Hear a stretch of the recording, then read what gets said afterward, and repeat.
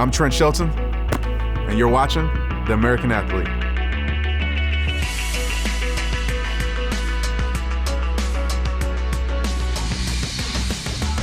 The biggest adversity for me was just accepting the reality that that football chapter was over. You know, ever since I could remember, I've been playing sports. I had two older brothers, and so for like as soon as I was born, I wanted to follow them and do what they did. So basketball, football, baseball, even track has been my whole entire life. They taught me how to man up, and just taught me how to elevate my game. So when I got around kids my age, it was easy. I'm used to playing against my two older brothers, which are 4 years older and 8 years older.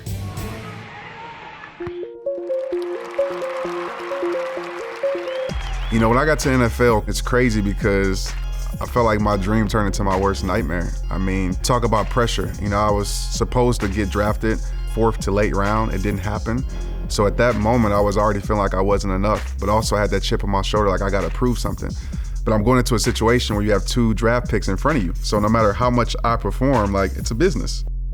But it was just so much pressure because I knew that a drop ball could mean that I'm not gonna make this team. So now, to fast forward, it helps a lot because I've been in the most pressure moments in my life. So now it's just like I can handle that. So it prepared me for life in a way that I feel like not many things can.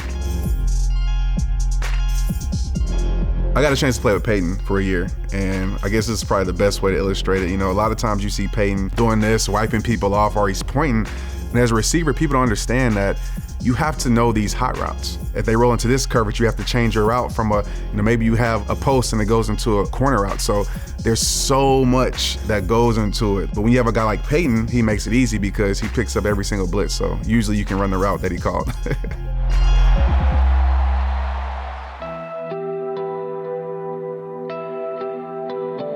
It was tough. Obviously most people know it, but for people who aren't familiar with sports, I was 5 years old when I started. So that was my identity. And, it's like, who else am I besides this? What's the reason why you live every day? What's the reason why you wake up every day? College, just to say, it doesn't prepare you for life after sports. So you see so many athletes go through identity crisis, like who am I? And that's what I went through. I'm getting cut 8 or 9 times from different teams. I'm in different cities. And then I have a son, unplanned, so it's like, what do I do with myself? It's okay to not have everything figured out. I'm still trying to figure things out. I hit rock bottom and I turned to things that weren't healthy for my life, drugs, alcohol, women, all these things. It took me actually losing what I thought that I needed in my life to actually gain the life that I was supposed to actually have, which is what I do now.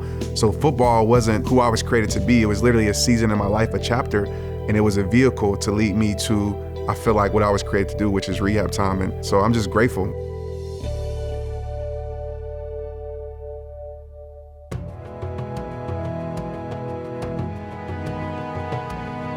My very first speaking engagement that was like my major one was in front of thousands of kids. And we used to be teenagers, right? And so I know how I was as a teenager when a speaker would come, I would be the most uninterested person in the audience. And that's not the way you want to walk in there. Walked on stage and I prepared the whole night before, and it's crazy because as soon as I grabbed the microphone, I went blank, like stage fright, and kids are looking at me. And in that moment, is where I found my voice, to be honest with you, because I was like, I just got to be real and transparent and not try to be perfect in this moment. Spoke for 5 minutes, and those kids were just locked. And I realized this was my calling. I didn't really understand it, but I knew I was meant for it. And that's when the journey started. And from there, it just took off. The word rehab for me, most people think drugs and alcohol, and it can be that, but we all have something we're addicted to, whether it's too much TV, whether it's social media or phone. Rehab came from a sports perspective. When you get hurt, you go to rehab. A sprained ankle, you go to rehab. And I've been there so many times where my ankle would be sprained and I would go to rehab and I want to go back out to practice the next day, and I go back out there and I hurt it worse, right? And so it teaches you patience, and that's what rehab is all about. It's about putting the strength into your weakness, whether it's mind, body, or soul, through any avenue where we can influence people. I try to do that.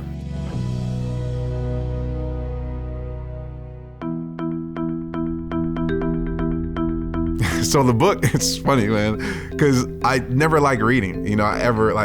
Wasn't like I was a book reader. And so, rehabbers is what I call my community, have been asking for a book.